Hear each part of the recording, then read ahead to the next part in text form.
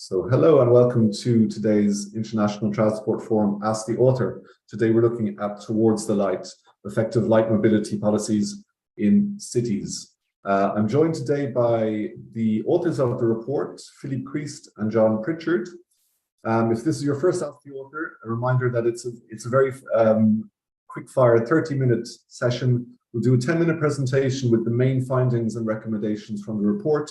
And then the floor is yours. We'll try to answer as many of your questions on the topic as we can. You can already put your questions into the Q&A function on the Zoom window. Please use the Q&A and that will allow us to moderate as many of the questions as we can.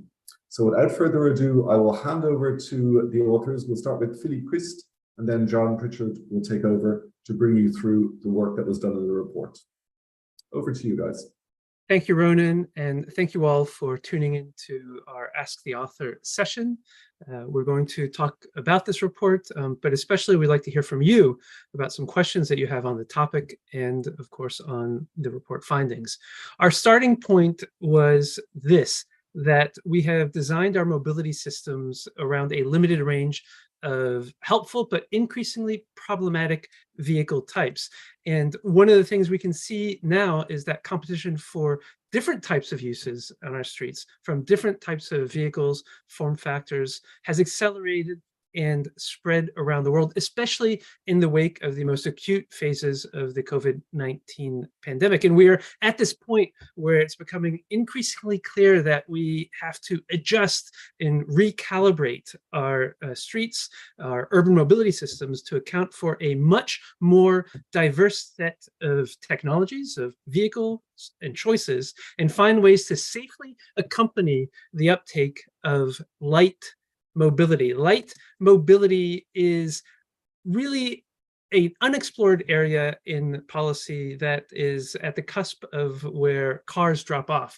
We're talking about smaller than car mobility. Of course, cars come in various shapes and sizes, sometimes quite large, sometimes quite small. And at this point here, at the level of the microcar, extremely light and small cars, we start seeing some of the tensions in terms of how we accommodate these uses, accommodate these vehicles in our cities. This microcar, the Wuling Mini EV, is the #1 best-selling electric car in China. So these are not just marginal phenomena in many places in the world, but as well, tuk-tuks are quite well established as forms of light mobility and prevalent in South Asia, Southeast Asia. New forms of light mobility, quadricycles are being deployed on our streets, cargo bikes, electric scooters, bicycles, other forms of micromobility like the e-kick scooter, and of course, walking. All of this comprises this realm of smaller than car mobility. And this is an area that the ITF has been looking at and trying to map. We take as our starting point the differentiation between those active forms of mobility, of light mobility, those that require some kind of physical input on the part of the rider, and those that are more passive. And that's because it's a policy important differentiator. There are benefits that come from the active modes that are not going to be delivered by the passive modes, benefits in terms of physical activity, and we at the ITF and others have done a large amount of work quantifying those. But on the passive side, it's in this area of powered light mobility where we see a lot of innovation, a lot of new form factors rolling out. And they're rolling out because they do deliver benefits to people. They deliver benefits to those who want to use them. Some of these benefits are linked to their small size and lightweight, in the fact that they take up much less space for the same kind of payload, the same 1.2 person per vehicle that is on average running on our streets. We at the ITF have done some work quantifying the space consumption aspects of these different vehicles. And here, this is work that we've done in a prior report called Streets That Fit. We looked at the amount of space that's used both in the dynamic part of a trip, but also in the passive or static part of the trip when the vehicle is being parked. Between a bicycle and a car, we're looking at a factor of almost 7. And with public transport, a factor that's much greater in terms of the amount of space that's used. And this is an important benefit that comes from light mobility, but it isn't the only benefit when we look at the energy efficiency of these different modes, keeping in mind that they have the potential to carry different payloads. What we see is that for an average payload, the energy efficiency of, for example, a microelectric vehicle on the bottom left is 1.4 times that of an already relatively efficient small car. And as we move across to the right, we see that those energy efficiency benefits increase. An e-bike pedelec is almost 11 times more energy efficient than that small electric car, of course, with a different range. The bicycle is almost 30 times more energy efficient. Now, of course, the types of trips that these modes can deliver are different, but for a lot of urban trips, even those that are being used by larger vehicles, we're seeing quite small average distances, somewhere in the range of 5 to 8 kilometers. So there is a real reservoir of trips that could be served with light mobility. One of the other aspects is how much of that energy is actually being used to move the actual payload, in this case, that person. 100% of walking is used to move the person, but it goes down to 5% of this small electric car energy usage that's actually being used to move the person as opposed to move the vehicle itself and the weight of the vehicle. And so this is also an important facet of the energy efficiency of these modes. And finally, there's a resource implication, especially when we look at electric mobility, because of course we expect that going forward more and more, and at some point all of urban mobility will be electric. And here we looked at what kinds of resource usage are going to be implicated by the production of batteries for a large vehicle all the way down to some of the lightest of the light mobility vehicles that we looked at. A large car, 100 kilowatt hours, that type of battery can be used to create a battery for 2 medium cars, for 10 micro cars, for 20 micro vehicles, these quadricycles, like the Renault Twizy or the Citroën Ami, 250 e-bikes, up to 360 e-scooters. So again, we have this resource impact and this resource efficiency that is something that light mobility can help deliver. And with this, I'm going to turn over to John, who will walk through some of the policy implications of all of this. Thank you very much, Philippe. And I think, as Philippe mentioned, we have all these benefits that we can have from having these smaller and car vehicles, this light mobility in our cities. But the question is, how can we get there? And I think when we think about how we get there, I think the first thing we need to have effective policies. But for a policy to be effective, it has to be relevant. It has to be clear and transparent. You have to really measure what are the outcomes that you hope to achieve with a particular policy. And importantly, you always have to have consistent dissemination and communication with your people, with experts, with your citizens, if you hope to have effective policy. The other side of effective policy is that we really have to think about, like, what are we trying to achieve? Again, if we don't know what we're trying to achieve from a global perspective, it's really, really difficult to actually have effective policies. And when we think about mobility systems, I think we have 4 overarching policy goals. Obviously we need to be as efficient as possible. As we mentioned, for the light mobility, it's very efficient in terms of space use, very efficient in terms of resources, less efficient in terms of how much it can move at a single time. You have the equity component, right? How can you have a just and fair distribution of the impact of the transport system? You want to be able to do this in a green way where you can really look at the environmental impacts and minimize those impacts. And finally, when you talk about the mobility system, you really have to think about how can it enable all of us to live fulfilled lives? Because it's really the connective tissue of everything that we do in life. We need to use transport to get there. Now, one way to think about how we get to light mobility is to think about why do people make decisions and for their travel. So I think you have the 2 components, which is the attitudes. What are people's attitudes to different types of movement, different types of modes, different types of everything, and what is the context? What is the context that you have in the city that allows you to travel in a particular way? And that's going to determine what your behavior is. And in that sense, we have 5 different recommendations that really go at each of these 2, like the context and the attitudes. So you have the capacity building, you have communication campaigns, you have to have your people, but you also have to address the land use planning of your cities. How can it integrate with collective public transport? And are you providing enough safe public infrastructure for you to travel in these light modes?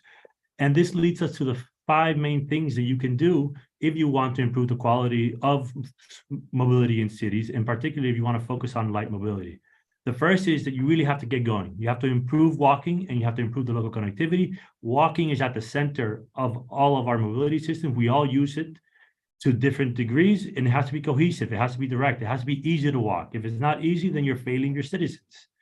Similarly, you have to go faster. So you have to develop these high quality wheeled light mobility systems and networks that allow you to travel to different places in your cities. And depending on where you are, this has to be different. If you haven't developed at all what your bike system or your light mobility system network is, then you have to develop it from the very center. Maybe you need to just connect it, but you really have to look at what your context is to develop on it, to really finally, you have to be able to go further. You have to integrate with public transport. You have to integrate and make sure that pedestrians can reach public transport connectivity, that people in bikes, in little scooters, and whatever type of light mobility they use, that they're able to connect easily and safely with public transport.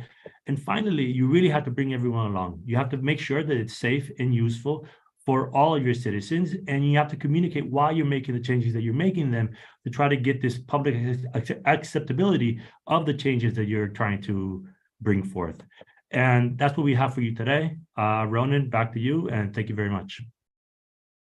Thanks indeed, John and Philippe, for a very concise 10-minute presentation for Ask the Author. So now the floor is over to you, our participants. Please use the Q&A function to send us your questions, and we'll try to get through as many as we can. So first question is in from Hervé Chapon, who's picking up on the safety aspect, which you already referred to. His question refers to what you think about the segregation of vehicles on public space according to their speed differential, and in this case, according to the different size of vehicle as well. Thank you very much, Ronan. I think in terms of safety, there's a couple of different things that are important to highlight. The first is that, yes, sometimes you do need to have separation of space.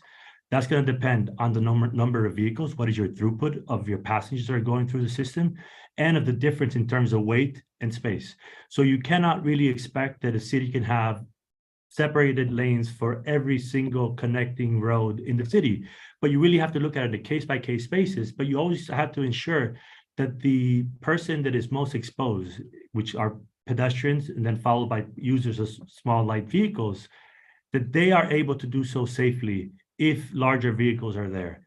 And I think part of that is also a component that we have to think about, which is how do we move away from a fear-based sort of system where people are choosing the right vehicle for the right sort of trip, and where people really are not just a driver or just a pedestrian, but they can really kind of choose what they use for the right type of usage.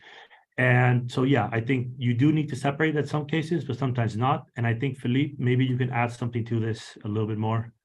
I think one of the major things to keep in mind when we talk about safety, especially in dense urban areas, is that we have a number of options available to us. At the ITF, we do a lot of work based on the safe system approach, which looks at how you can create a system so that when people make mistakes, no one dies and no one gets seriously hurt. And one of the key principles of that approach is that there is this hidden infrastructure, not necessarily separation, although that is, as John said, quite useful. This hidden infrastructure, which is speed management.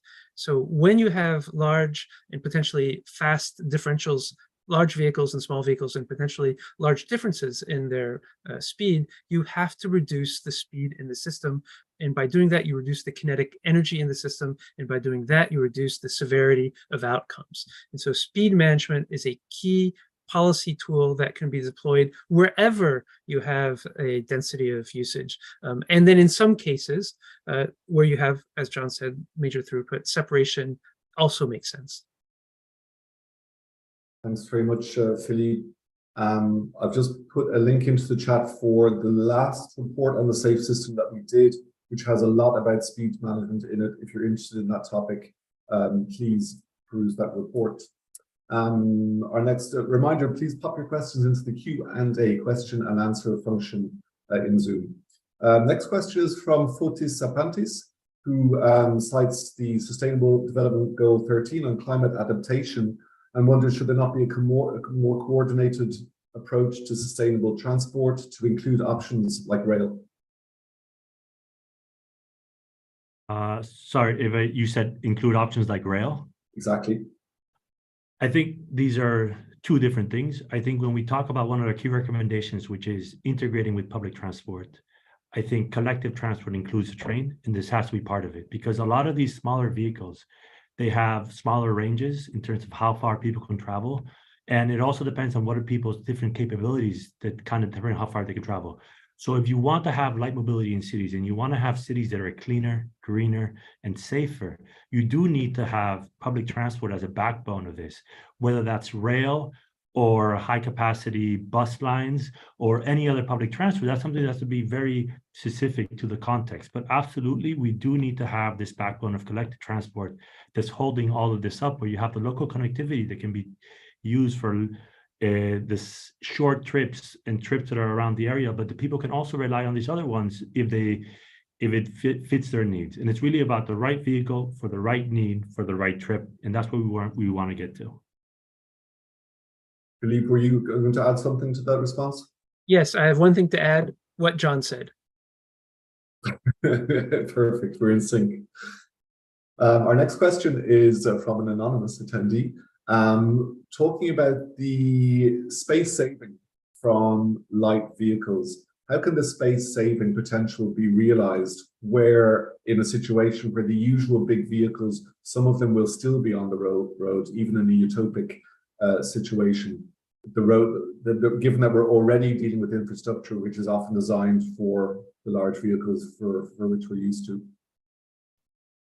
Yeah, I think space, when we think about space and we think about space in cities, we have to keep in mind that it's a space that a lot of people want access to. And when we adjust how much space we give to the big cars, and we do need to have enough space for large vehicles to use the city, not only for, emergency services, deliveries and logistics, and people who just need to have it for particular cases. So we're not advocating that this is going to entirely move away from that. But if you can reallocate part of that space, I think you have a lot of different uses for it. And not all of them have to be related to other modes. So when you take away car parking, for example, or you take away a lane of a car, it doesn't necessarily have to go to a bike lane, for example. It can go to, having more spaces where people can sit, where people can interact. So I think because we have such limited space in our cities, and because in these congested cities, so much of the public space is actually space that we have given to only people who use the car, I think that really the options and the alternatives are limitless. And it's something that you have to negotiate with your local constituents, with the people in the city, to see where is it useful to have, a bike lane? Where is it useful where people need a park? Where do we need a space to be able to do other things? So really, it's not taking away all the space from the car, but like by taking part of the space, which is usually somewhere close to like 90% of the space of the mobility space is for the car. If you kind of bring that down to a more reasonable level, you have more people that can travel in the way that they want to travel, in a way that is safe and without being disadvantaged because of their choice of the mode that they choose.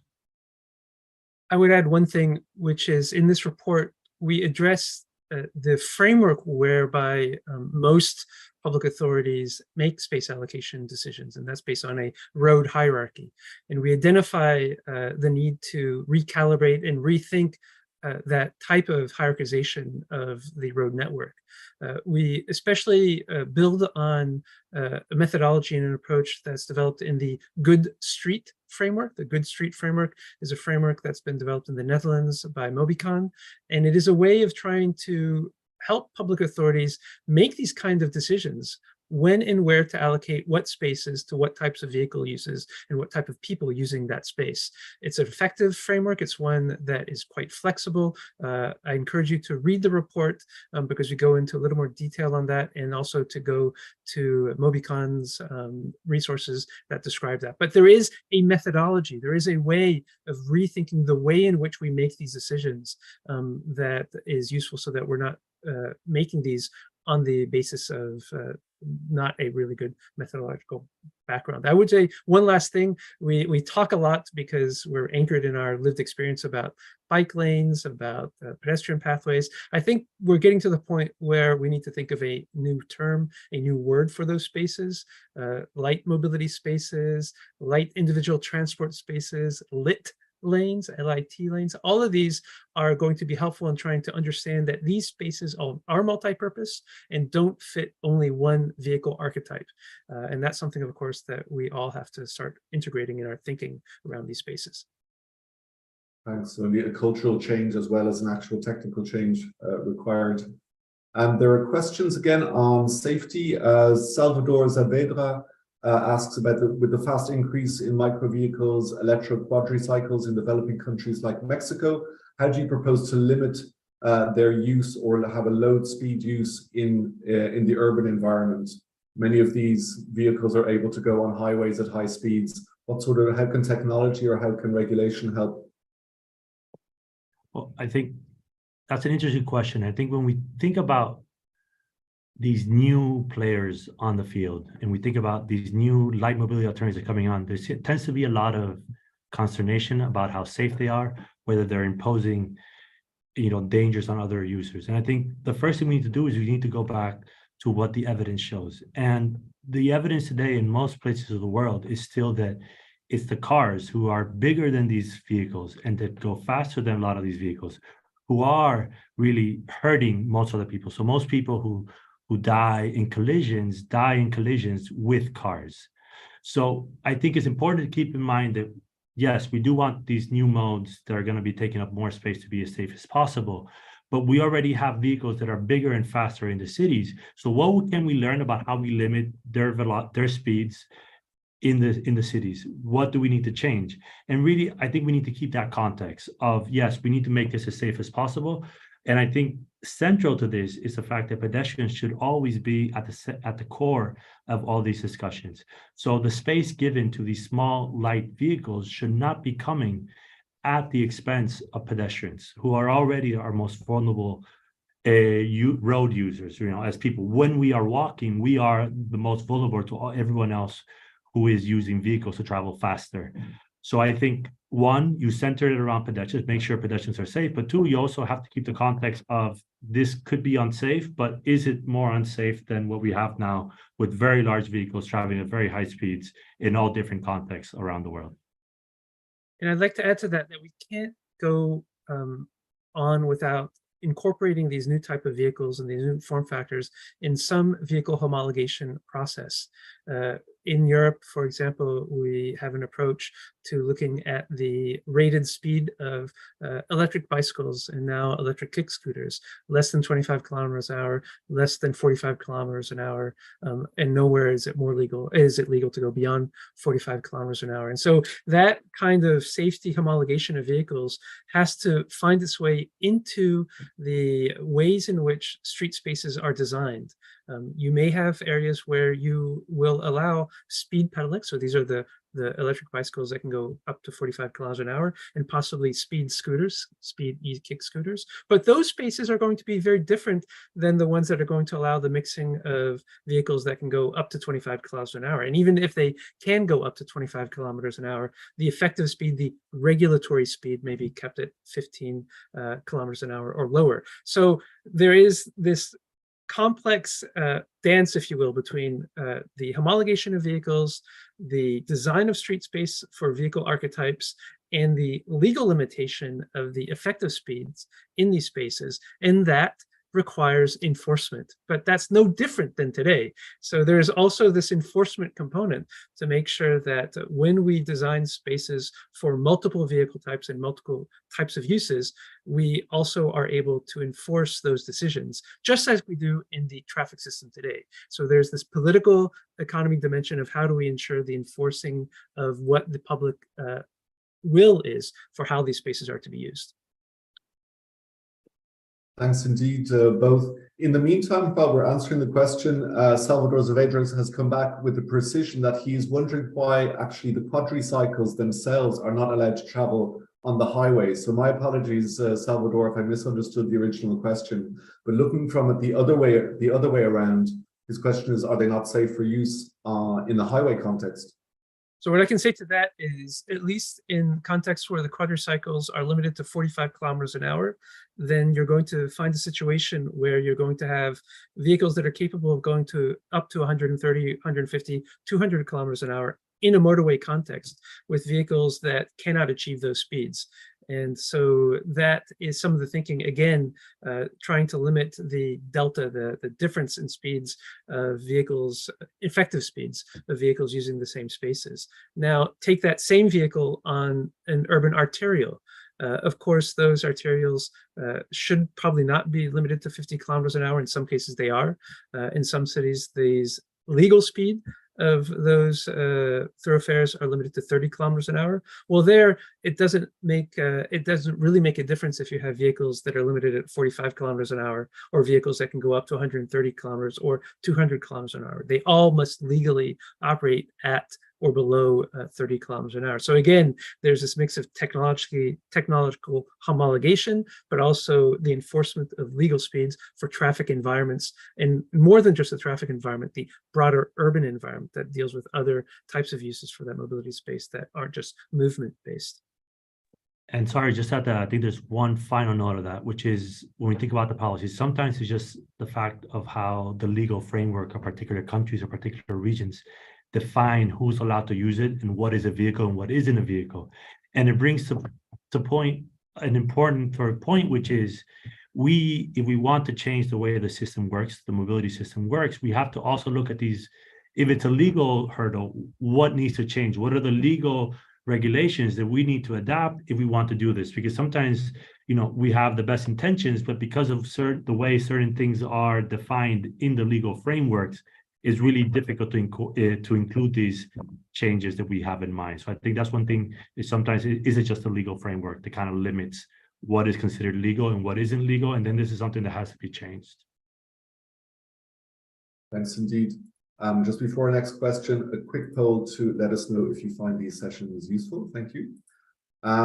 There is a further question also on safety, but about safety from theft of smaller devices. Do you have any does the report study any options for preventing theft of light mobility?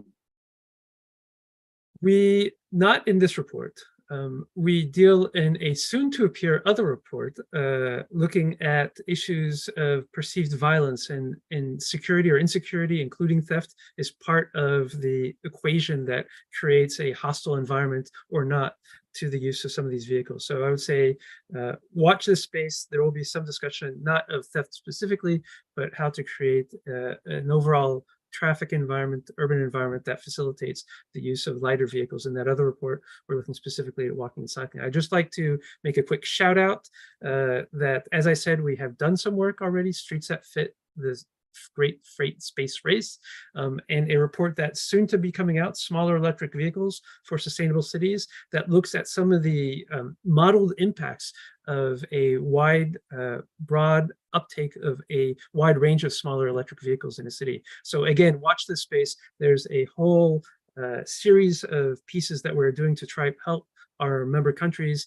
think about how to address these new space reallocation questions, especially with some of the climate concerns that we must also deliver on. And Philippe, just to add to that, I think in terms of the safety of the vehicles themselves, I think it's important to remember that part of the infrastructure, when we talk about infrastructure for light mobility, it also includes safe places where you can keep your vehicles, right? Because the car is heavy enough and big enough that it's unlikely someone's going to walk away with it, right? So, for example, you want these much lighter vehicles, you do need to provide parking that is not just a space, but provides additional things that they can use to, like, lock up your bike, lock up your scooter, lock up your small vehicle. So I think that is part of it, especially if you want to integrate it with large collective public transport. Part of that connectivity between public transport and these light vehicles is having a space where you can leave your vehicle and feel safe, that you can leave it there and it will be there when you return. So I think this is part of the answer as well. It's not the whole answer. But yes, I think also in the Netherlands, for example, the way that they do a bicycle safety, which of course a lot of bikes are still stolen, but you lock up your back tire, the key doesn't come out of the lock unless you take it out. And this is somewhere where you can prove that you locked your vehicle safely. And this is already built into whether you get money back for it or not from your insurance. So I think there's different things that need to be done, but there's not a simple answer that's going to fit all contexts at all times. Thanks, John. We have time for one or two more questions. There is a general question in from Laurent Demilly, wondering what is the main obstacle to the development of the light vehicle. He cites the European strategy as being one that's looking mainly to replace existing thermic cars with electric cars, but lack of a concrete strategic plan or a measurement method to look at the advantage of light vehicles. A second part of the question is, do we consider light vehicles in a suburban context and not just in a central urban context? Yeah, so to start off on that, I think this is part of what we're trying to achieve with this report is exactly that, moving the discussion away from a like per like replacement to electrification to moving towards smaller vehicles in addition to having them be more clean and greener in terms of what's propelling them and what's making them move.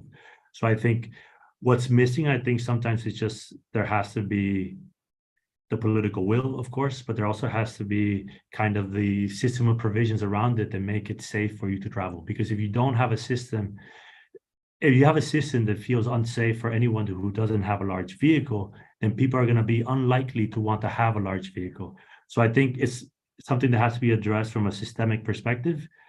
And then in terms of light vehicles for suburban or non-urban settings, of course, there's also a solution. There's also a possibility to have these vehicles there, but their uses and like the benefits they could confer would be different.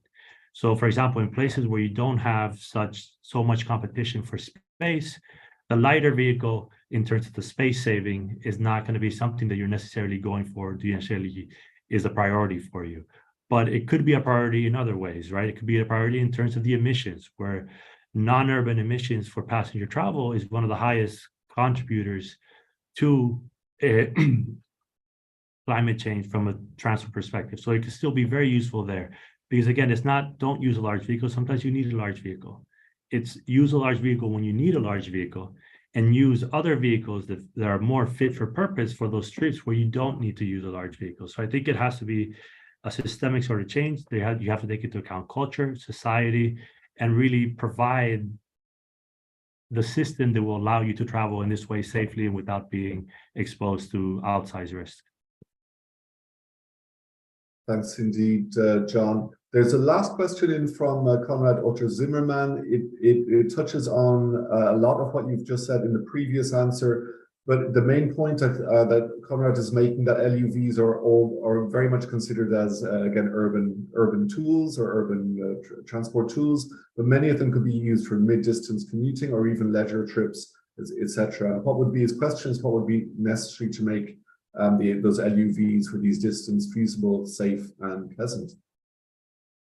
So if I can start off on this one, I think one of the things to keep in mind is that we have configured our urban street networks for a specific outcome that is mixing mainly public transport and cars. And what we have made an argument for in this report is that that probably will not be the case going forward for the next 100 years. And so we have to be creative about how we allocate that space for these different types of vehicles. Now, that equally holds true for other uses, but again, the networks, the types of road networks, the type of infrastructure that we're going to develop has to be adapted to the use of those. So one of the things we can see in urban regions in any case is the appearance of these corridors, these light mobility corridors, in places where cycling is the predominant mode of alternative to car transport. They are called cycle superhighways, but we can imagine light mobility superhighways, these kind of conduits that connect these different urban centers that are in the suburbs, in the peri-urban regions, and in the urban core. Another thing that's when we look at the types of trips that are taking place in peri-urban areas and even in rural areas, there's still a large reservoir of relatively short trips that are taking place, less than 5 to 8 kilometers. And so even though the traffic densities aren't as great in those areas, the need to provide some kind of speed management where these urban cores are in villages and towns, and also some separation, are equally going to be important. Even though the average trips may be quite longer, there's still a significant number of trips that would be benefited from the same kind of policies when it comes to space reallocation, speed management, and new corridor construction or new types of separated infrastructure construction in cities. Thanks very much indeed. So we are pretty much out of time. Thank you very much for the excellent questions.